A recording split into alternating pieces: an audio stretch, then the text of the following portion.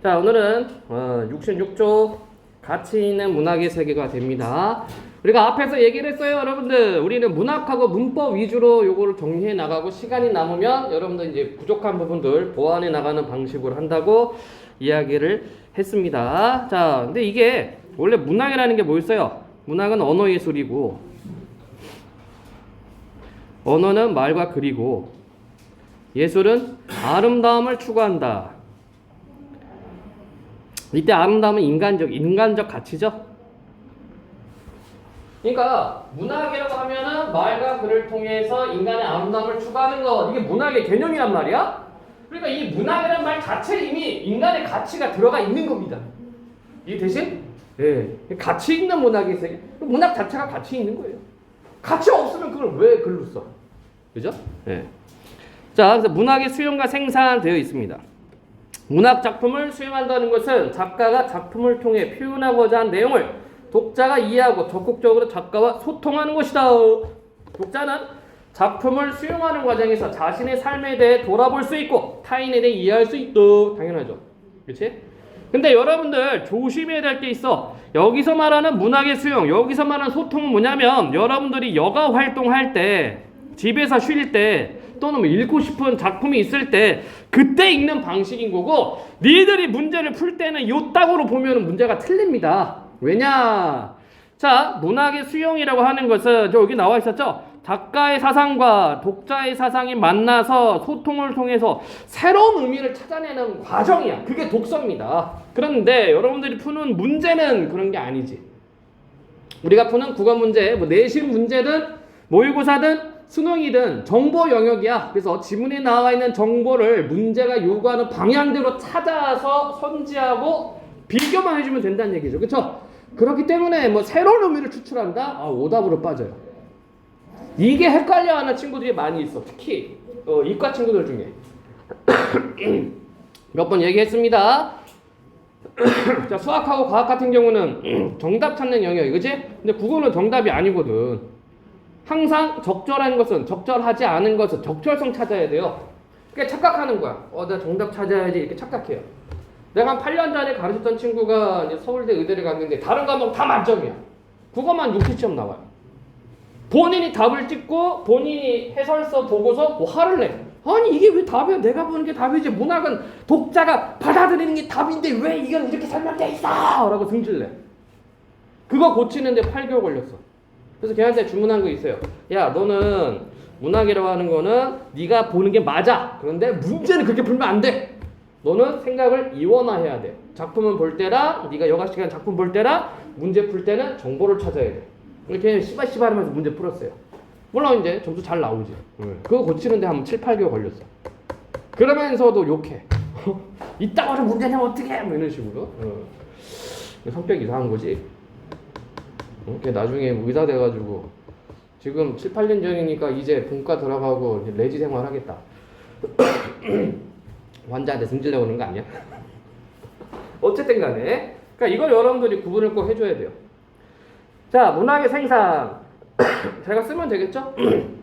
형상화한다는 거, 그렇죠? 그러니까 우리는 뭘 추적하면 됩니까? 어떻게 형상화했는가, 그거를 찾으면 되는 거죠. 어떻게 형상했는가, 이게 뭐야? 이게 표현상 특징이거든. 자, 문학의 수용과 생산의 상호작용, 뭐 뻔하죠. 작가, 작품, 독자, 그치? 근데 여러분들은 요거 말고 이 틀을 하나 기억을 해야 돼. 이거 말고, 이거는 여가 활동 시간 보는 거고 우리는 문제를 풀어야 된단 말이야. 문제 풀 때는 요렇게 봐야 돼요. 작가가 작품을 쓴다. 독자가 작품을 읽는다. 자, 그런데 작가가 작품을 쓸 때 100% 만들어낸 것이 아니라 항상 현실이 작품 속에 반영되어 있다. 니들이 좋아하는 해리포터도 마찬가지다. 해리포터를 보면은 19세기 또는 20세기 초에 영국 사회의 모습을 볼 수가 있고 영국 학교 기숙사 제도를 우리가 파악할 수가 있다. 그래서 현실이 반영되어 있다. 자, 그래서 작품 감상, 접근, 관점이란 말을 써. 문제에서는 작품을 어떻게 감상할 거냐, 작품을 어떻게 접근할 거냐, 작품을 어떤 관점에서 읽을 거냐 했을 때 내재적 접근이 있고요. 내재적 접근이라는 것은 안에서 접근한다는 얘기야. 이걸 다른 말로 절대론적 관점이라고 한다. 이 절대론적 관점은 뭐냐면 무조건 작품만 가지고 보는 거야. 작품만. 딴 거 필요 없어요. 작품만 보는 거야. 주인공만 보는 거고, 주인공 새끼가 왜 그렇게 생각했을까? 얘가 왜 그런 행동을 했을까? 화자의 정서는 뭘까? 작품만 보는 겁니다. 우리가 정서 외 표현기법 찾는 게 절대론적 관점, 내재적 접근이야. 이걸 1차적으로 할 수 있어야 됩니다. 그 다음에 외적 접근. 여기는 세 가지가 있죠. 당연히 작가, 현실, 독자니까. 그쵸? 자, 작가 중심으로 보는 것을 표현론.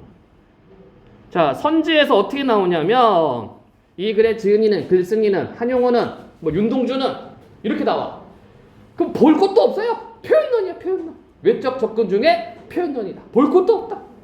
자, 그 다음에 현실 중심으로 볼 때가 있다. 그럴 때는 무조건 반영론이다. 선지에 어떻게 써 있냐면 당시에는, 그 시기에는, 조선시대에는, 일제강점기에는 볼 것도 없어요. 다른 거.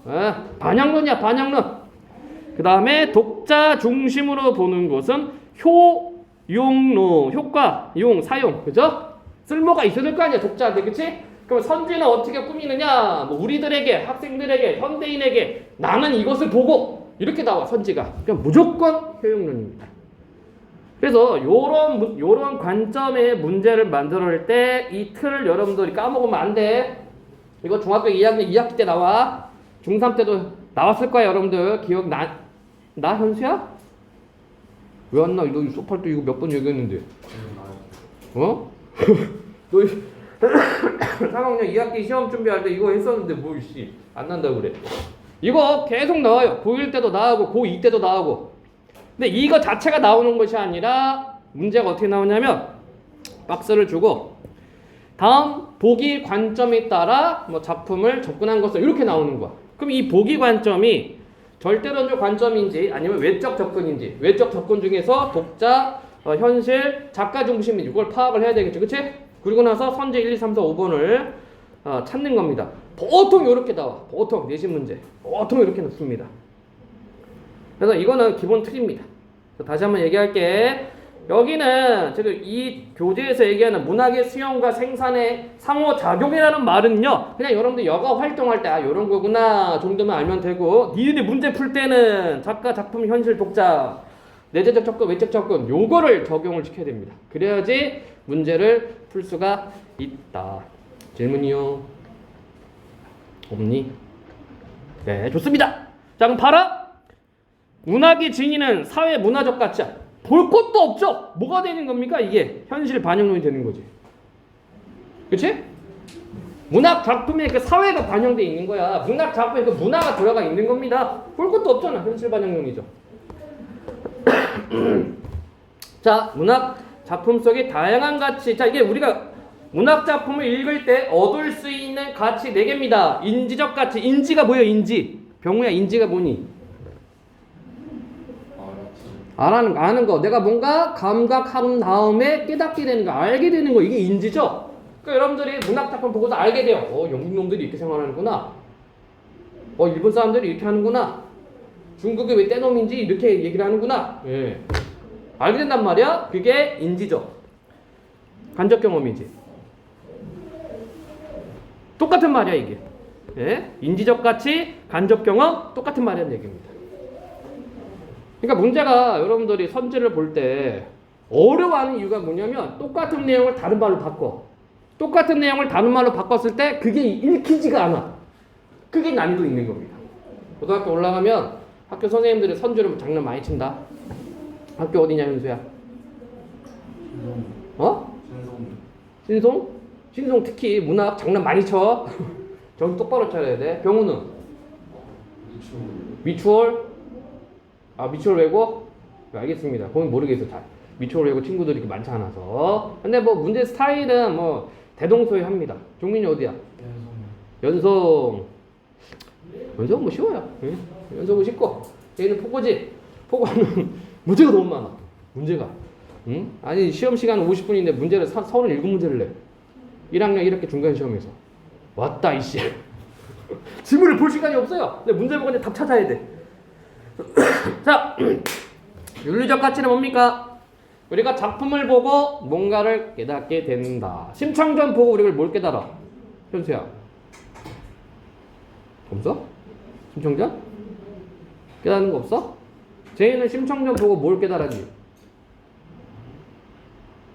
씨발 왜 죽어? 이건가? 자, 당시의 기준으로 볼 때 심청전이 독자들한테 주는 윤리적 가치는 뭡니까? 효죠, 효. 그쵸? 부모님을 아버님이 눈을 뜨기 위해서 자기 몸을 팔아서 인당수에 점프, 다이빙. 예. 대단한 효의 가치가 있습니다. 만약에 현대면 어떻게 현대? 현대면은 이게 조금 윤리적 가치로 보기는 좀 어렵죠. 그쵸? 부모님 먼저 자식이 죽는다? 그거는 불효 중에 불효라고 생각을 하거든 또. 어쨌든 이런 게 윤리적 가치죠. 그러니까 여러분들 뭐 영화나 웹툰이나 뭐 소설이나 보면서 이 새끼 나쁜 새끼네 라고 느끼는 거야. 그게 윤리적 가치입니다. 난 이렇게 살면 안 되겠다. 이해되니? 그래서 자신의 삶에 대한 성찰, 개인과 사회 발전 도모. 사람은 혼자 사는 동물이 아니에요. 사람은 함께 사는 동물입니다. 물론 이제 방구석에 처박혀가지고 혼자 그냥 히키꼬모리짓 하는 애들 많긴 한데 그것도 지 혼자 좀 죽잖아. 안 그래? 뭐 배달도 시켜먹고 뭐 하잖아요. 그치? 그게 사회 속에 있는 겁니다. 국민이는 방구석에 있는 게 좋아? 난 좋은데. 내가 좀 공황장애가 있어서 나도 몰랐어. 내가 그런 게 있는지. 사람 만나는 걸 별로 안 좋아합니다. 근데 선생님 짓 하고 있어. 대학교에서 수업도 하고. 근데 이게 직업이니까 하는 거지. 개인적으로는 별로 이렇게. 그래서 뭐 백화점 이런 데 안 좋아해요. 야구장은 갑니다. 사람 많지만 야구장은 가.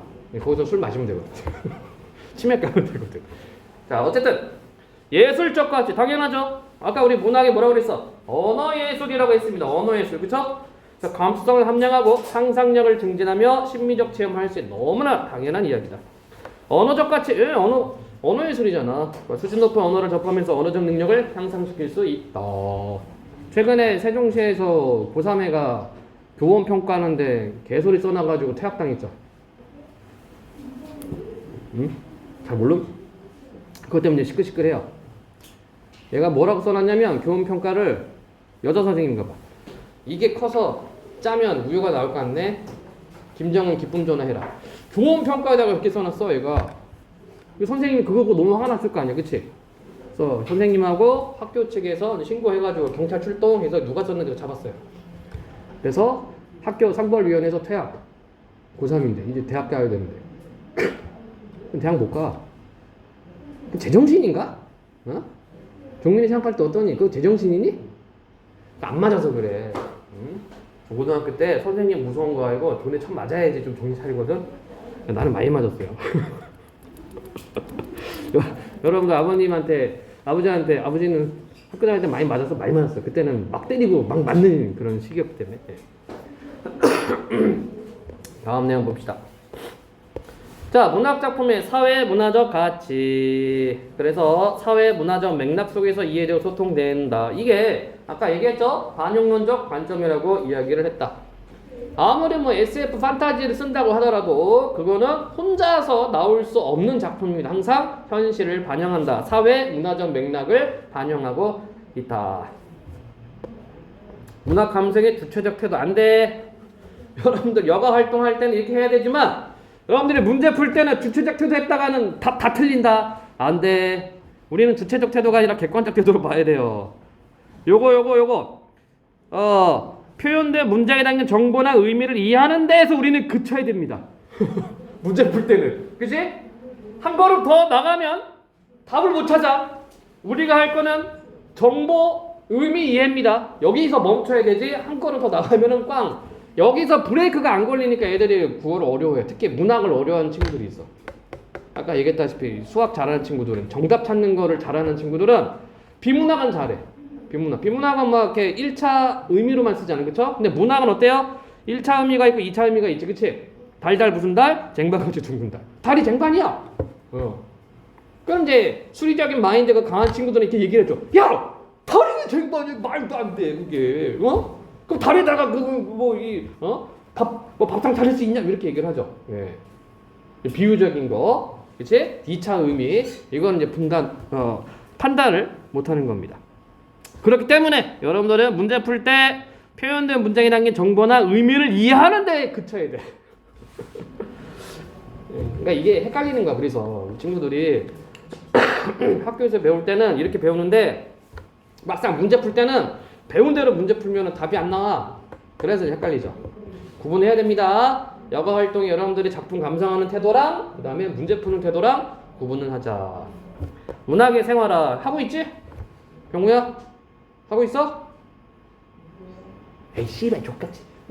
취급법이잖아. 안 그래? 하고 있잖아요. 이 개새끼야! 이거 하고 있잖아. 그치 제이야? 그치? 욕 안 하니? 한 번도 안 했어? 응 하죠? 이게 생활화가 된 거야 이게. 요게 생활화. 나는 중학교 고등학교를 남중 남고 나와가지고 대학교 들어가 입학했을 때 말을 잘 못했어요. 입만 열면 욕이거든. 예, 더군다나 국문과 42명 정원인데 남학생 6명이었어. 그러니까 조를 나누면 항상 조가 6개로 나눠가요. 그럼 다 여학생들이야. 말을 잘 못해. 입 열면 욕이 나오니까 되게 힘들었어요. 그래서 여자애들이 착각했어. 야 쟤는 되게 과묵해. 아닌데 씨. 1년 딱 버티니까 내 말투가 바뀌었어요. 어머 어쩜 그래. 오. 그러니까 우리는 문과니까 인문대잖아. 인문대 이제 엘베가 있습니다. 문이 쫙 열려요. 여학생들 막 타고 있거든. 근데 이제 공대에서 인문대로 교양 수업 받으러 오는 애들이 있다. 문이 쫙 열려. 줄 서 있어. 근데 여학생들이 많아. 멈칫하는 애들은 공대야. 스승 없이 타는 애들은 다 인문대입니다. 문과 애들입니다. 여학생들이 많으니까. 말투가 이렇게 바뀌어요. 어머 어쩜 좋아. 그러다 또 군대 가서도 바뀌죠. 이 씨발 새끼들아. 예, 바뀝니다. 그리고 군대 갔다 와서 복학하면 말을 안 해요. 세대가 다르기 때문에. 세대가 달라서 나 통해.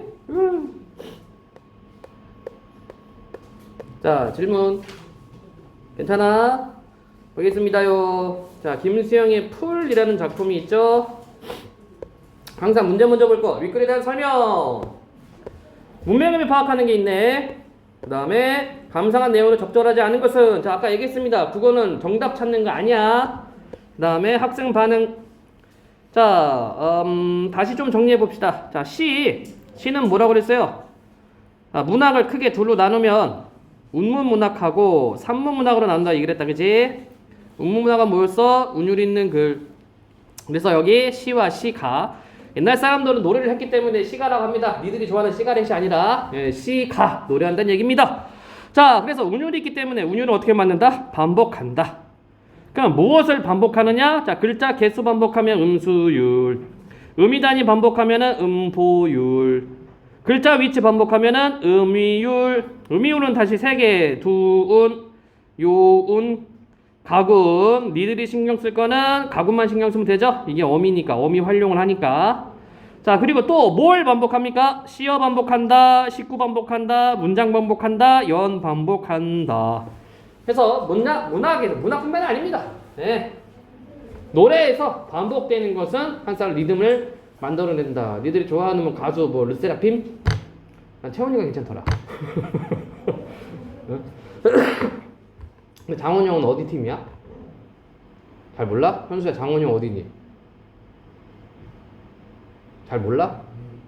관심 없어? 아이돌? 병원에 장원영 알아? 잘 몰라요? 제이는?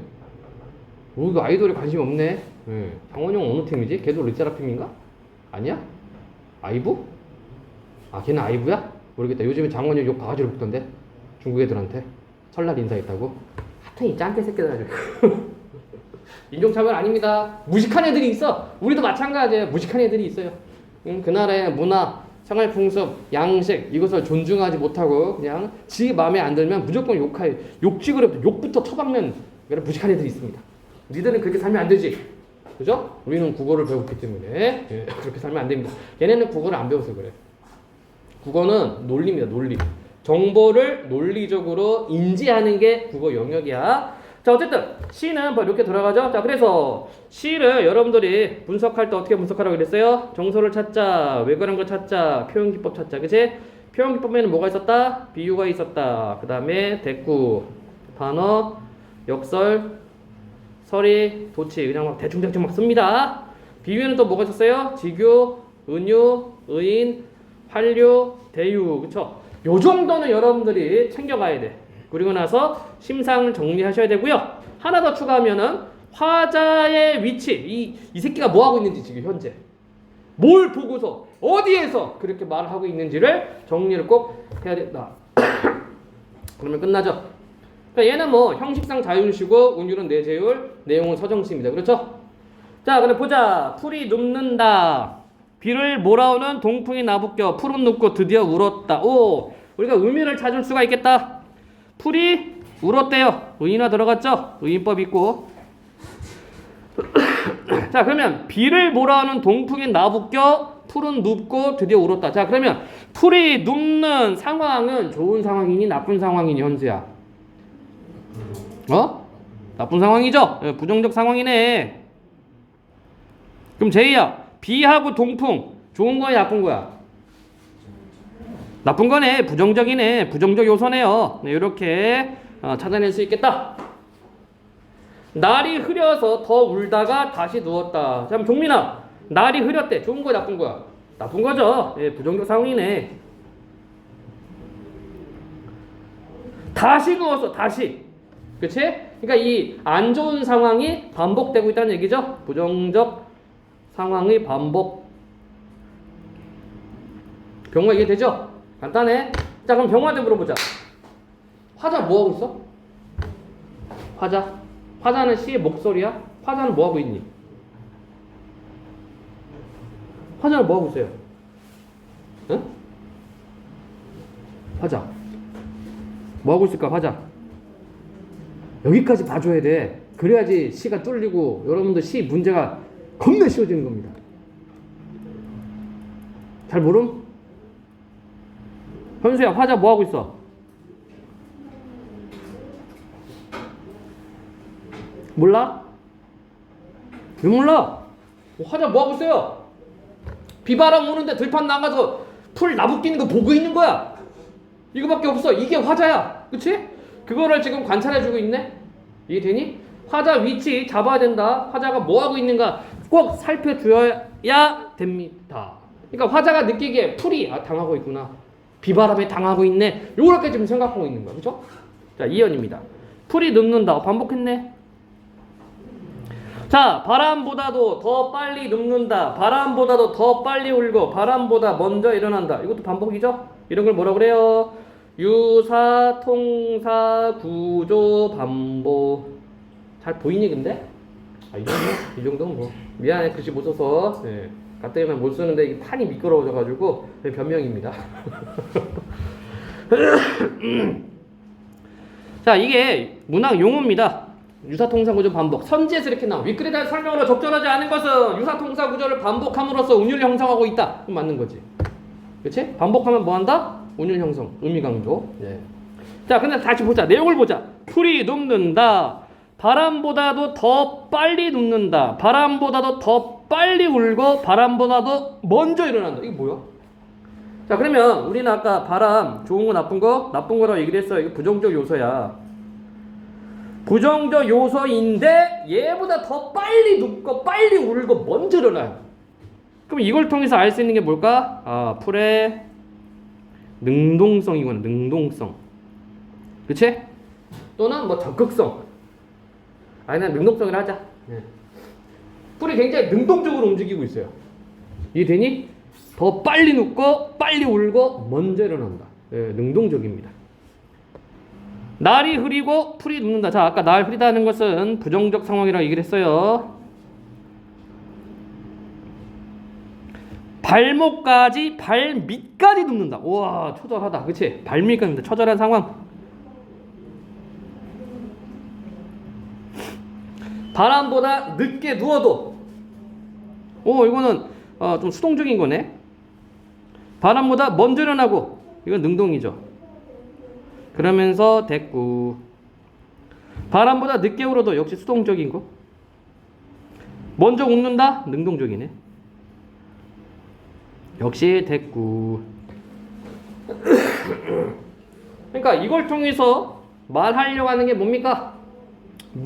바람보다 늦게 누워요. 바람보다 늦게 울어요. 풀의 부정적 상황이지, 그치? 그런데 바람보다 먼저 일어나고 바람보다 먼저 웃어. 야, 극복의지잖아, 극복의지. 풀의 극복의지. 자, 그런데 맨 마지막 년 보니까 날이 흐리고 풀뿌리가 눕는다. 극복의지는 있어요. 극복했니, 제이야? 못했어. 극복했다는 내용은 없어요. 상황이 다시 반복됩니다. 그치? 날이 흐리고 풀뿌리가 누워. 풀이 아니라 뿌리가 누워요. 굉장히 안 좋은 상황이다. 오케이? 그럼에도 불구하고 이때 풀은 어떤 능동성을 갖고 있고 극복의지, 부정적 상황에 대해서 극복하려고 하는 의지를 가지고 있다. 이렇게 보면 되죠. 질문. 굉장히 중요한 작품이야. 1학년 때도 나오고 2학년 때도 나오고 모의고사도 잘 나와. 얘 잘 정리해두세요. 여러분들 노트 정리할 때는 작품 정리도 해야 되는 거야. 알겠죠? 작품 정리 어떻게 해? 제목. 자, 작품 정리하는 방식. 작품 정리 방식.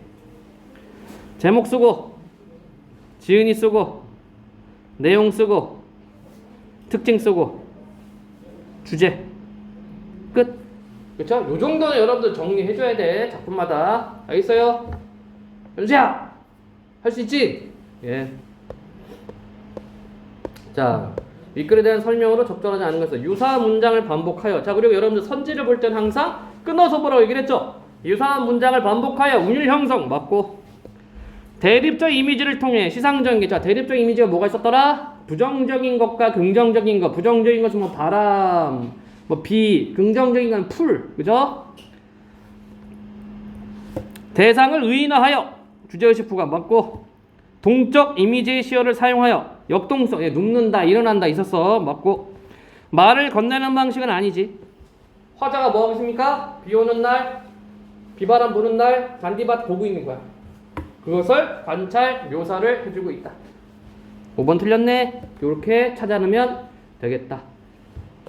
문제 2번이 아이씨 설명하다 보니까 놓쳤다. 그러니까 여러분들 문제 풀 때는 2번 문제 왔다 갔다 해야 돼. 쭉 가면서 정리를 해줘야 됩니다. 거꾸로 갈게요. 예. 5번. 날이 흐린 상황 속에서 풀이 겪고 있는 고통이 심화되었음을 보여주기 위한. 맞네. 풀뿌리가 눕는다. 굉장히 처절한 상황을 얘기를 했지. 풀이 눕는 것이 아니라 풀뿌리라고 얘기를 했습니다. 맞는 설명. 4번. 풀이 능동적 속성을 가지고 있음을 강조하기 위한 표현. 리얼. 네, 그쵸? 바람보다 먼저 일어난다. 좋습니다. 다음 디귿은 빨리 눕는다 해서 빨리 눕는다. 3번. 비극적 상황을 극복해내지 못한 풀의 자책과 체념부가 아니죠. 풀의 능동성을 나타내는 거죠. 이게 틀렸네. 1, 2번 안 볼게요. 문제 3번. 감상 내용으로 적절하지 않은 것은 우리가 흔히 보는 자연물인 풀에 강인함이라는 독창적인 이미지를 부여한 점이 인상적이었어. 자, 아까 우리가 이거 얘기했잖아. 감상 방식, 접근 방식. 하나 또 뭐였더라? 관점. 그쵸? 그럼 1번은 뭘까? 우리가 흔히 보는 자연물인 풀에 강인함이라는 독창적인 이미지를 부여한 점이 인상적이었어. 이건 뭐니? 뭘까? 쉬는 시간. 생각해 봤니? 제이야, 1번은 뭘까? 접근 방법. 되게 쉬워. 이게 그래서 이거를 연습을 계속 해줘야 돼요. 예를 들어서 우리가 뭐 인상적이었어. 그치? 이거 효용론입니다. 효용론. 외적 접근의 효용론을 보는 거고. 2번. 비를 몰아오는 동풍은 풀에게 시련을 주는 존재로 부정적 이미지를 가지고 있는 것 같아. 얘는 뭐가 돼요? 얘는 절대론적 관점, 내재적 접근이 되겠죠? 작품만 보고 이야기를 하는 거야. 3번. 날이 흐리다는 것이 억압적인 사회 현실을 의미한다며 이미 나왔죠? 외적 접근 중에 반영론이야. 풀은 생명력을 잃지 않고 살아가는 민중이라고 볼 수 있겠네. 4번. 풀이 빨리 눕고 빨리 운다는 것은 풀이 자신의 변화 가능성을 믿고 있다. 에? 변화 가능성 뭐야? 풀뿌리가 눕는다라는 구절로 시상이 마무리되는 것으로 보아 풀의 현재 상황은 절망적. 맞죠? 따라서 아닌 거는 4번. 이렇게 접근해주면 되겠습니다. 물론 5번도 절대론적 관점, 내재적 접근이야. 작품만 갖고 지금 이야기를 하고 있습니다. 이런 것들 여러분들이 분류를 할 수 있어야 돼. 이게 기본입니다. 기본. 근데 자꾸 까먹어. 그게 문제지. 자, 보기는 윗글을 읽은 학생의 반응이다. 이를 통해 알 수 있는 문화의 가치. 나는 의지를 가져야겠어. 효용론이죠? 그렇죠? 예. 나는 풀이라는 작품을 읽고 쉽게 포기하고 좌절했던 나의 지난날의 모습을 반성했어. 이제부터 나도 풀처럼 강인한 의지를 가져야겠어. 자, 문학의 가치가 뭐가 있었습니까? 인지적 가치, 윤리적 가치, 예술적 가치, 언어적 가치가 있었다. 그치? 그럼 얘는 윤리적 가치네. 자기 삶을 반성합니다.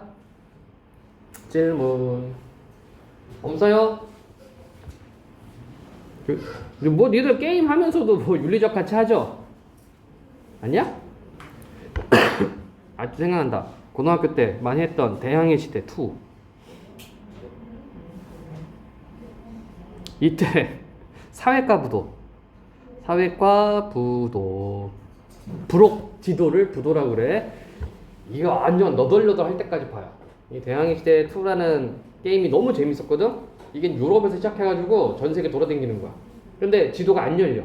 그러니까 사회과부터 펼쳐놓고 보는 거야. 리스본으로 가야 된다고? 리스본이 어디 있지? 예. 인지적 가치. 이 게임은 인지적 가치죠. 엄청나게 봤습니다, 이게. 와우. 그래서 아마 여러분들 아버님도 아실 거야. 게임 좀 하신 분이면은 예. 아빠 대항해 시대 2 알아? 그러면 알지. 그 게임 어떻게 있어? 사회과 부도 보면서. 네, 그래서 우리 나이 때 게임 좀 했던 사람들, 대항해 시대 2 했던 사람들은 세계의 위치 대충 알아요. 대충 어디 뭐가 있는지 대충 알아.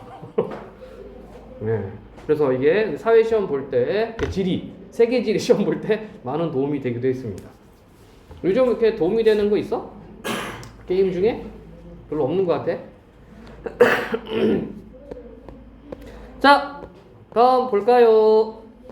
박지원의 한바탕 울만한 자리 고전수필.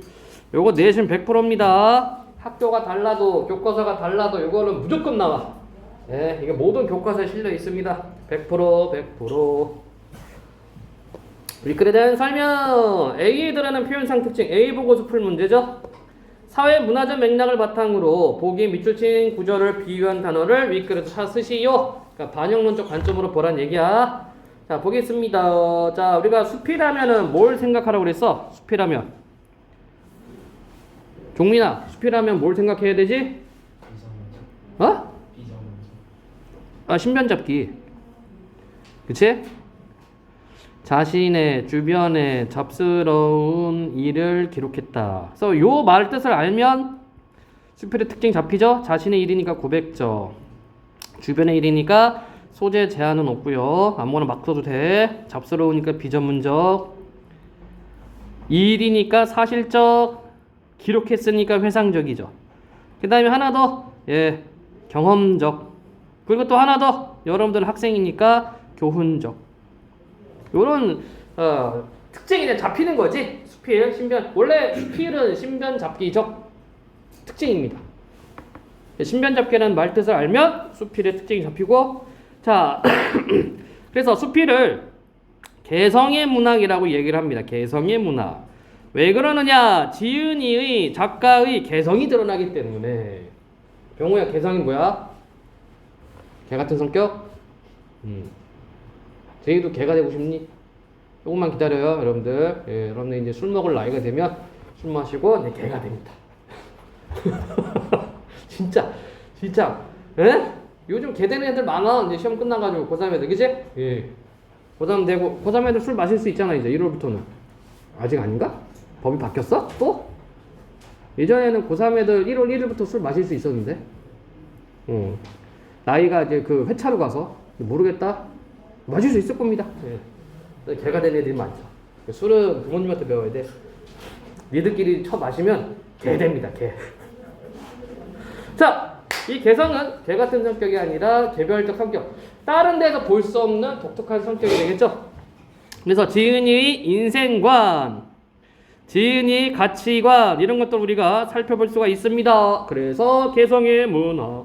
그러면 수필을 어떻게 읽을 것이냐? 똑같아. 시랑 정서 찾자, 왜 그런 거 찾자, 표현 기법 찾자. 똑같습니다. 시 보는 거랑. 자, 볼까요? 산모릉에 가려서 백탑은 보이지 않는다. 아, 조금 밑밥 좀 깔아줄게. 이게 뭐냐면 박지원하고 정진사하고 사신이야, 사신. 청나라 사신입니다. 그러니까 이렇게 사신 행렬 쭉 가고 있는 거야. 그러다가 이제 만주벌판 쪽으로 나왔어요. 진짜 아무것도 안 보여. 땅하고 하늘입니다. 이게 지평선이지. 한국은 없어요, 이런 데가. 그치? 한국은 땅이 좁기 때문에 지평선을 볼 수 있는 데가 없어. 그런데 중국은 땅덩어리가 워낙에 넓으니까 이게 만주벌판입니다. 네. 거기에 이제 청나라 쪽으로 딱 넘어가면 탑이 하나 조금 보여요. 그 백탑이 뭐냐면 이렇게 생겼어. 백탑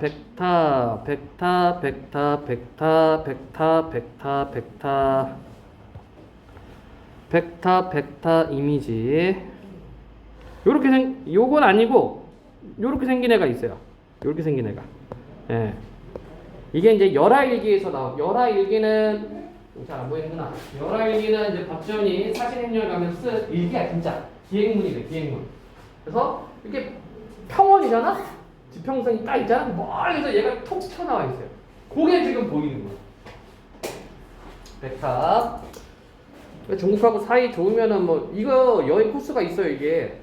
열하일기 여행 코스가 있어가지고 이거 따라가기도 하고, 예전에 막 그랬는데, 학술 차원에서. 예, 대학생들 데리고 가기도 하고, 나는 이제 대학원 박사과정 있으면서 이제 애들 데리고 윤동주 생가 한번 가보고, 연변에서 버스로 1시간 정도 더 가는 그런 쪽이 있거든? 그때는 중국 사람은 되게 친절했는데, 요즘은 아주 시장 아주 그냥 짱깨더라고요. 대학교 가면 대학에는 그런 프로그램이 많이 있어요. 우리가 책으로만 봤던 거를 직접 가서 체험하고 이렇게 확인해 볼 수 있는 그런 시간들이 굉장히 많습니다. 이게 이제 나한테 경험이 되는 거죠. 얼마나 좋아, 그죠? 좌우지간 요게 백탑이야. 산모릉에 가려서 백탑은 아직 보이지 않았다. 급히 말을 채찍질하여 수십 번을 채 못 가서 겨우 산모릉이를 벗어나자 눈앞이 아찔해지며 헛것이 오르락내리락 하였다. 이게 뭡니까? 현기증이죠. 야구장 가본 사람? 야구장 없어? 병원 가봤어? 야구장 처음 막 계단 올라갔다가 내려가면 눈이 탁 터지지, 그치? 아니야? 아니야? 그러면 약간 현기증 느끼는데, 약간 좀 느끼는데, 문학부장 말고 어디로 가야 되냐? 잠실. 그래, 잠실이 좀 넓어가지고 그렇게 됩니다. 그게 왜 그러냐면 사람 눈이, 우리는 이렇게 보면 이거 물건들이 있잖아. 포커스 이렇게 맞춰요, 눈 자체가. 그래서 우리가 눈이 나쁜 거야. 이 포커스 맞추면서 이 근육이 좀 뭐라 해야 되나? 근육이 힘들어해요. 그래서 우리가 근시 난시 생기는 거거든. 또 여기 굴곡도 좀 이상해지고. 눈 좋은 나라가 어디니? 몽골이죠? 몽골 사람들 눈 좋다고 그러죠? 왜 그래? 초원이니까 멀리서 있는 것도 볼 수 있거든? 그런데 멀리서 있는 걸 볼 수 있다고 해도 눈이 좋은 게 아니라 그 사람들은 이 시력을 이렇게 조절해줘 포커싱을 해주는 근육을 그렇게 많이 쓸 일이 없어요. 도시 사람들이 눈 나쁘죠? 왜 그래? 빌딩도 너무 많아. 이거 봤다가 저거 봤다가 막 이러니까 얘가 막 움직이는 거야. 윙윙윙윙윙윙 그러다가 힘들어. 힘들어. 그러니까 뭐가 필요해요? 안경 필요하지. 이제 교정 시력을 써야 되지. 그리고 여러분들은 이제 책 보잖아. 이렇게 공부하잖아. 그치? 공부하다가 또 누가 얘 하면 또 멀리 보죠. 이게 이제 힘들어지는 겁니다. 그래서 우리가 책을 볼 때는 뭐 40cm 이상 떼어서 봐라 이런 얘기를 하는 이유가 바로 포커싱 때문에 그래. 너무 가까이서 보면 눈 나빠집니다. 내가 그래서 공사를 못 갔어. 중학교 때 마라톤 너무 가까이서 봐가지고 에이. 자, 계속 보겠습니다. 그러니까 벌판이 쫙 펼쳐지니까 눈앞이 아찔해지며 헛것이 오르락 내리락 하였다. 나는 누구 박지원. 나는 오늘에야 처음으로 인생이란 본디 의지할 데가 없이 하늘을 이고 땅을 밟은 채 떠돌아다니는 존재임을 알았다. 그쵸? 이 벌판을 쭉 본 거야. 지평선을 본 거야. 그 하늘, 땅, 사람인 거야. 아, 사람은 하늘을 이고 땅을 밟은 채 살아가는구나. 이거를 알게 되었다. 말을 세우고서 사방을 돌아보다가 손을 이마에 얹고. 근데 이 박지원이라는 사람이 이렇게 떠드는 걸 되게 좋아해요. 논쟁하는 걸 좋아하고 자기 논리 푸는 걸 되게 좋아해요. 예. 그래서 일부러 이렇게 얘기합니다. 아, 참 좋은 울음터로다. 한바탕 울어볼만 하구나. 그러니까 옆에 있던 정진사가 정진사를 낚은 거지. 자기 이제 썰을 풀려고.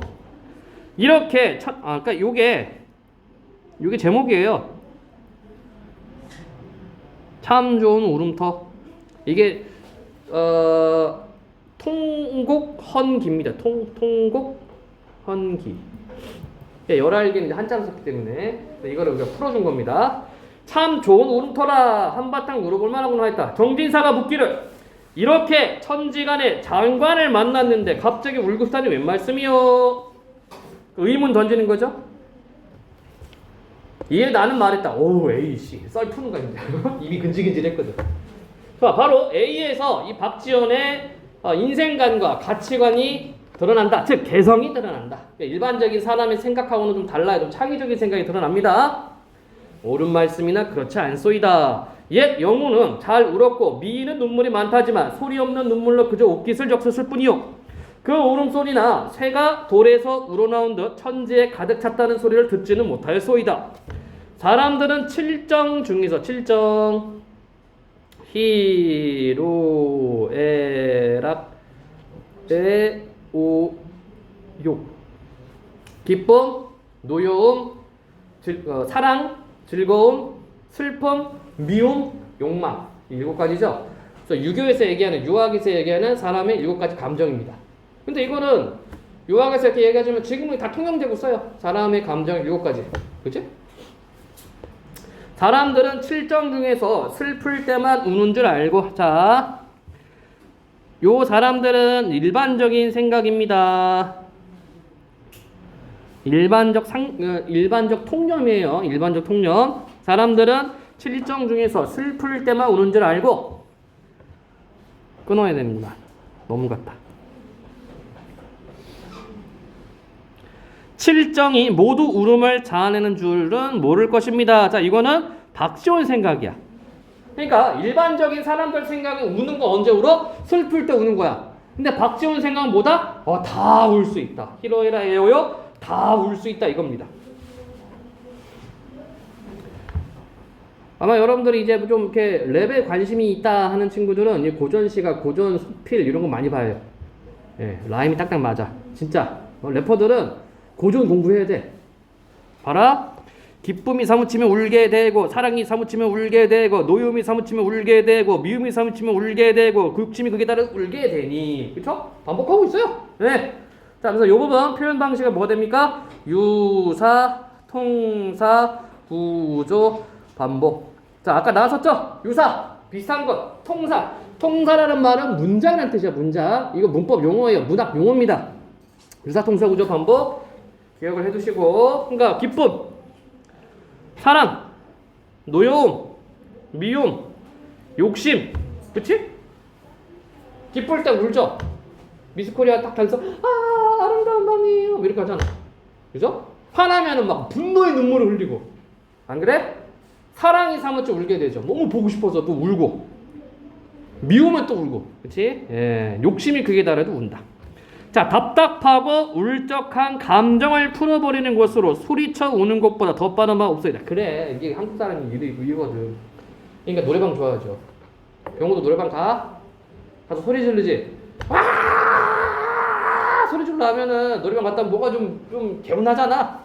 안 그래, 제이야? 제이는 노래방 안 가니? 안 가? 너 친구가 없구나. 병호야 좀 같이 가. 종민이도 같이 가, 니들. 예? 친구 하는 거지, 뭐. 같이 공부하는데. 나도 고등학교 때 시험 끝나면 항상 그 무리가 있었어요. 노래방 가는 무리들. 시험 끝나면 모여서 단골 노래방 가서 거의 뭐 한 6, 7시간 그냥 살아. 시험이 좀 일찍 끝나잖아. 그럼 점심 먹고 가서 한 2시, 3시쯤에 가서 9시? 뭐 요때까지. 예. 노래방에서 그냥. 근데 친구들 헤어질 때, 야, 잘 가. 이렇게 인사를 합니다. 어쨌든 그 박지원도 알고 있는 겁니다. 답답하고 울적한 감정을 풀어버리는 것으로 소리쳐 우는 것보다 더 빠른 방법은 없습니다. 울음이란 우레에 비해할 수 있는 거예요. 우레. 우레는 뭡니까? 천둥소리, 번개소리, 번쩍, 그죠? 예. 여기서 물어보자. 종민아, 번개 치면 왜 소리 나? 번개 치면 왜 소리 날까? 예? 예? 제이야, 번개 치면 왜 소리 나? 몰라? 아는 사람? 퀴즈. 상품권. 없네. 번개가 이렇게 탁탁탁 튀죠? 공기를 찢거든, 얘가. 굉장히 빠른 속도로 탁 튀죠? 그러면 공기가 벌어져요. 공기층이 지나간 다음에 다시 만나는 겁니다.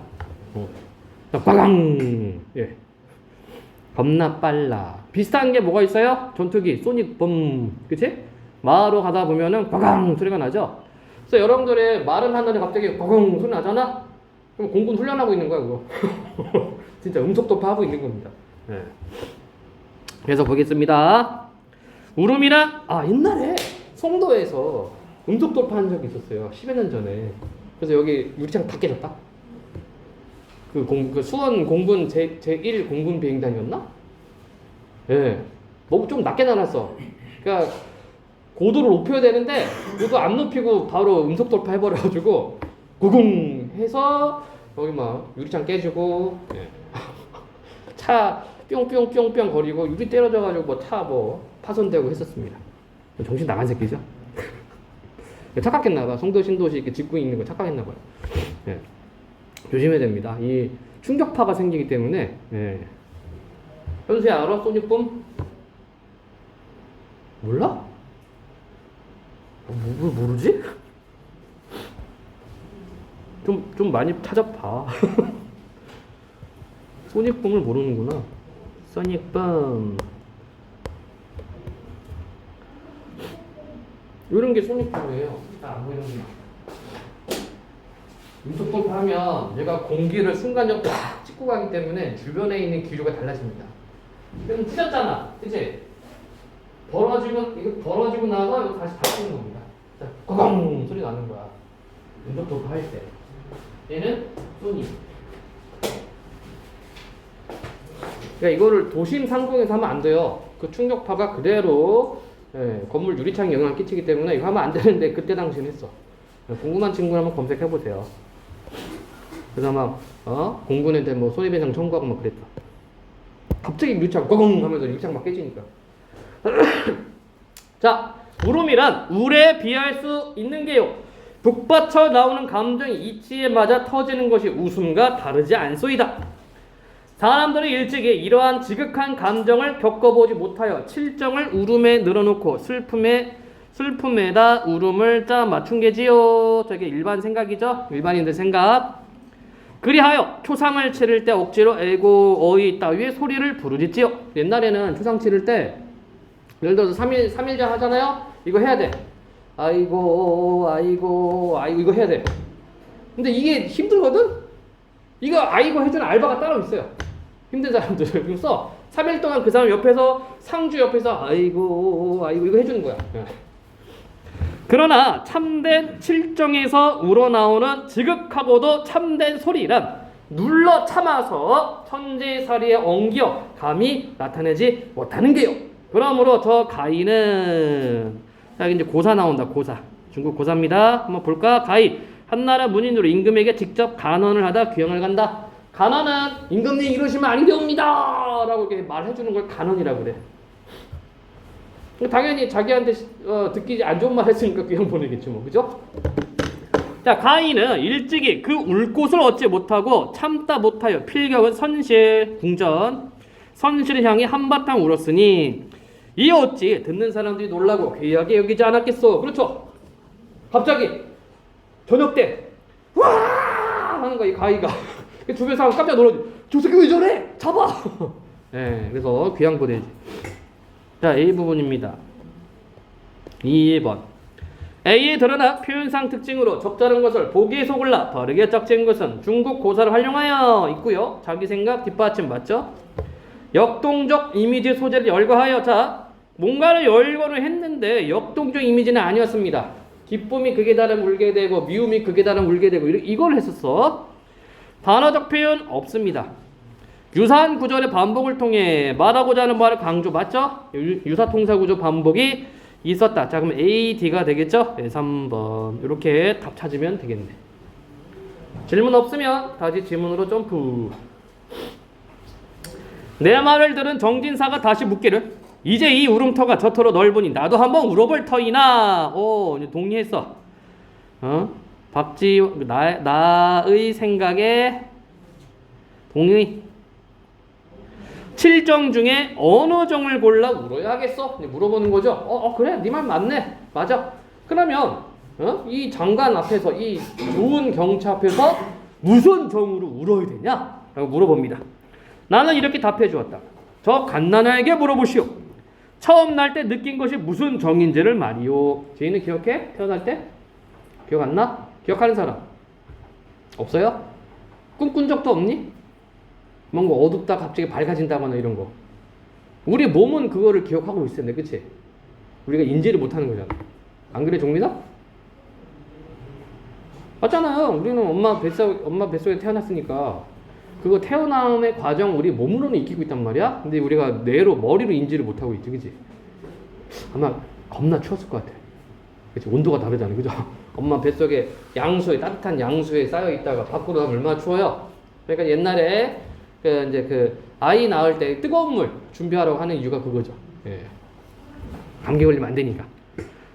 자, 먼저 해와 달을 보고 다음에는 앞에 가득한 부모와 친척들을 보니 기쁘지 않을 리가 없을 겁니다. 이거는 뭐 박지원 생각입니다. 그러니까 박지원 생각에 갓난 아이가 우는 이유가 뭐야? 기뻐서.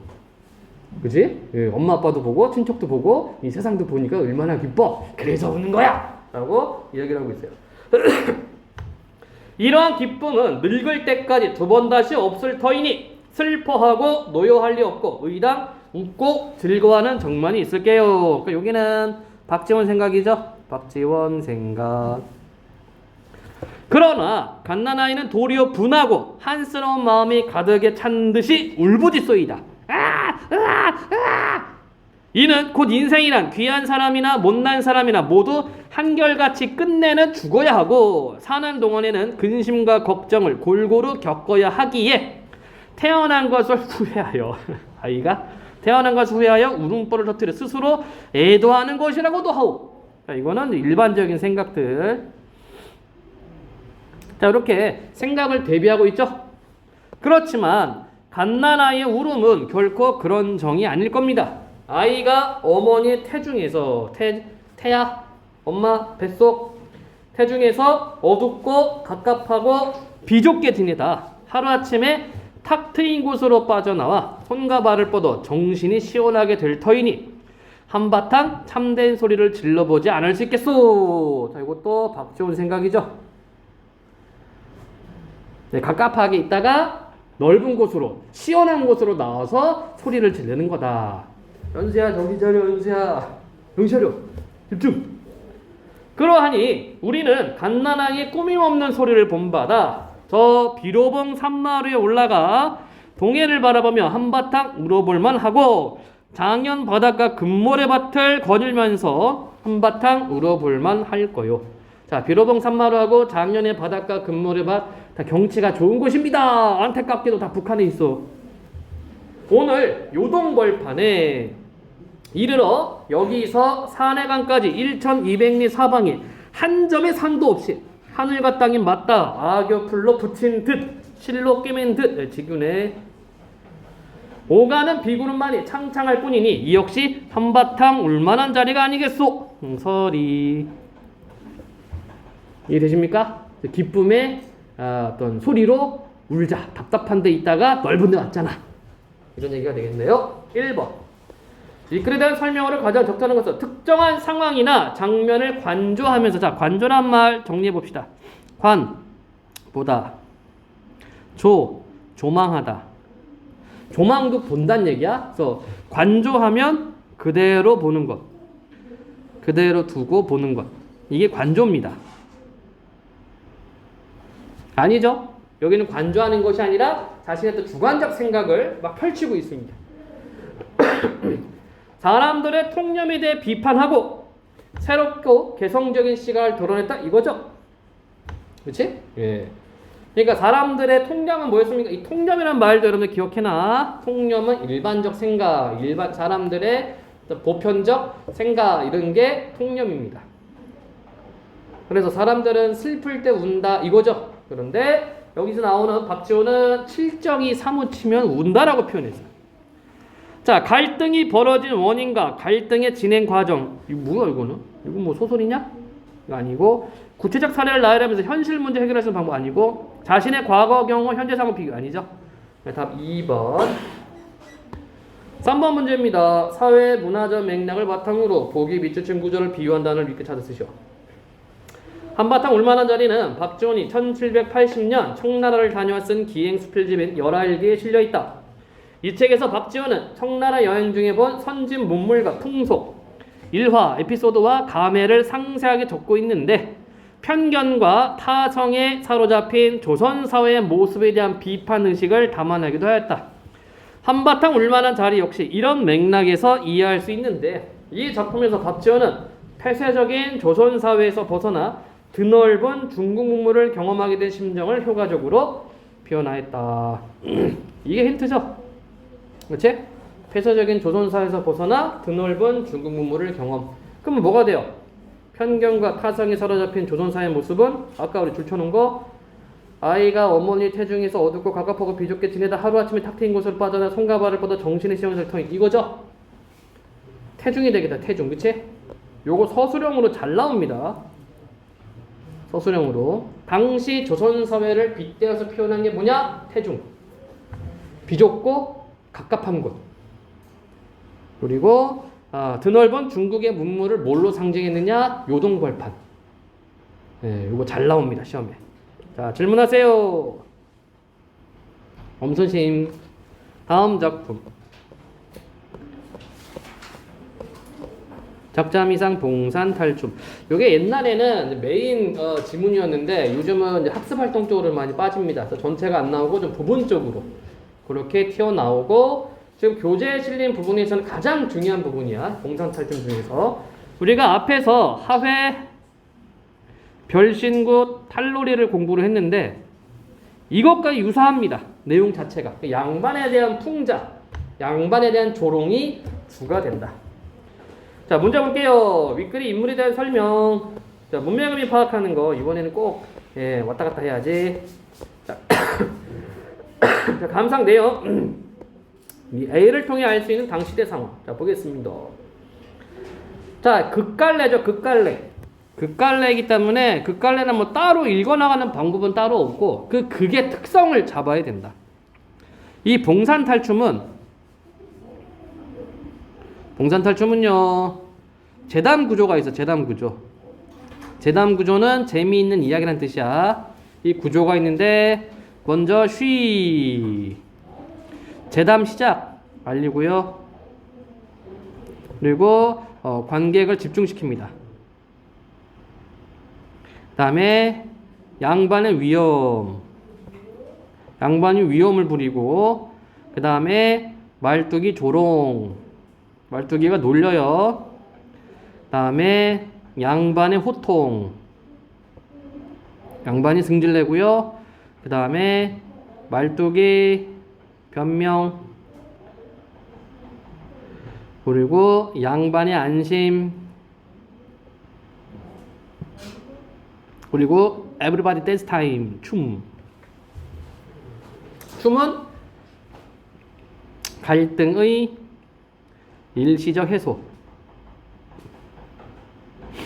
이렇게 정리할 수가 있어요. 이게 재단 구조야. 봉산탈춤의 재단 구조인데 요게 계속 반복돼. 자, 우리가 하회, 별신구, 탈놀이 할 때 이런 얘기를 했을 거야. 이 객관하고 비슷하다고, 그치? 그래서 첫째 마당, 둘째 마당 이렇게 가는 겁니다. 네, 이 재단 구조가 계속 반복이 되고 여기서 시험에 잘 나오는 게 이 구조 묻는 거랑 그다음에 쉬의 기능, 춤의 기능 요거 물어보는 거 많이 나온다. 보겠습니다. 말뚝이 양반 나가십니다. 양반 덩덩덩더로공. 무매금이 예 1번. 등장인물이 다른 인물의 등장을 알려주는 역할을 한다. 맞네? 말뚝이가 양반을 지금 등장한다고 이야기를 합니다. 번거지를 쓰고 채찍을 들었다. 자, 이때 번거지와 채찍은 신분을 나타내죠. 말뚝이 신분. 이름 자체가 말뚝이야. 말과 관련된 일을 하는 사람이죠. 국거리 장단에 맞추어 양반 삼형제를 인도하여 등장. 양반들 말뚝이 뒤를 따라 국거리 장단에 맞추어 점잔을 피우며 나오는 모습이 어색하다. 양반들은 삼형제로 마장반은 생원, 둘째 양반은 서방, 끝은 도령이다. 도령은 일절 대사는 없고 형들과 동작을 같이 하면서 형들의 면상을 때리는 등 반정맞게 군다. 자, 이게 뭐니? 희화화하는 거죠. 희화화는 우스갯거리를 만든다는 얘기야. 이게 풍자죠, 풍자. 양반을 조롱거리로 표현하고 있습니다. 말뚝이 가운데쯤이나 쉬. 자, 이제 시작하죠. 그다음 양반 나오신다. 양반이라고 하니까 노론, 소론, 호조, 병조, 옥당을 다 지내고. 자, 옥당은요, 지금으로 말하면은 그 사무실이야, 사무실. 그러니까 장관급 사무실을 옛날에 옥당이라고 그랬어. 옥당 다 지내고 삼정승 육판서. 판서가 지금으로 말하면 장관이 되겠지. 삼정승 육정승은 총리급이고요. 삼정승 육판서를 다 지낸 퇴로재상, 퇴로 은퇴한 재상으로 계신 양반인 줄 알지 마시오. 계잘량 양자에 계다리 소반이란 반자 쓰는 양반이 나오신단 말이에요. 자, 여기서 우리가 중요한 게 있습니다. 바로 언어유희를 합니다. 언어유희. 언어유희는 말장난치는 거지. 언어유희 쓰는 방식은, 자, 동무미어를 활용하거나 발음 유사성, 발음을 비슷한 것을 배치하거나 아니면 도치를 하거나, 요건데 여기에서는 동무미어를 활용하고 있어요. 동무미어 활용. 그래서 또 어떤 문제가 나오냐면 진짜 양반. 자, 세모 친구는 진짜 양반을 의미하고 계잘야 양자에 계다리 소반 반자 쓰는 양반이 나오시는 말이요. 이때 양반은 언어유희 양반입니다. 양반을 우스갯거리로 만든다. 그러니까 양반들이 어때요? 호통치죠? 자, 여기서는 이제 조롱한 거예요. 조롱. 야, 이놈 뭐셨지? 아, 이 양반들 어찌든지 몰아가서. 자, 여기 양반은요, 남성을 지칭하는 말입니다. 남성 지칭. 아, 이 양반 왜 이래? 그 양반입니다. 진짜 양반이 아니라. 양반이 무슨 뜻입니까? 양반. 무반과 문반을 둘러 합쳐서 양반이지, 그치? 양은 두 개란 뜻이야. 문반, 무반 합쳐서 양반입니다.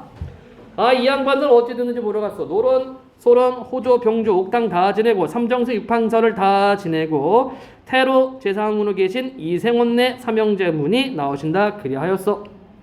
자, 여기는 이제 변명하고 있죠. 말뚝의 변명. 양반들 합창 이생원이라네. 안심하고요. 그리고 국거리 장단에 모두 춤을 춘다. 자, 춤은 아까 얘기했습니다. 갈등의 일시적 해소. 병우야, 정신 차리자. 병우야, 힘내. 자, 디귿. 아, 니은도 봐야 되는구나. 동어미어를 활용한 언어유를 통해 회학성을 드러내고 있음을 알 수 있다. 맞고, 모두 함께 춤을 추는 행위를 통해 갈등이 일시적으로 해소되었다. 그렇죠? 다시 지문입니다. 쉬. 자, 이렇게 또 재담이 하나 시작되는 겁니다. 재담이 끝났어. 쉬. 춤과 반주 멈춘다. 여보, 악공들 들으시오. 악공은 악기 연주하는 사람들. 그래서 이게 객석과 무대의 경계가 뚜렷하지 않죠? 뚜렷하지 않음. 현수야, 정신 차려. 현수야, 집중. 메모해야지. 너는 컴퓨터가 아니야. 들은 내용이 다 네 머릿속으로 들어가는 게 아닙니다. 메모해놓고, 그쵸? 노트에다 정리해야지. 너의 전전두엽을 두텁게 만들어야 된단다. 현수야, 알겠니? 현수야.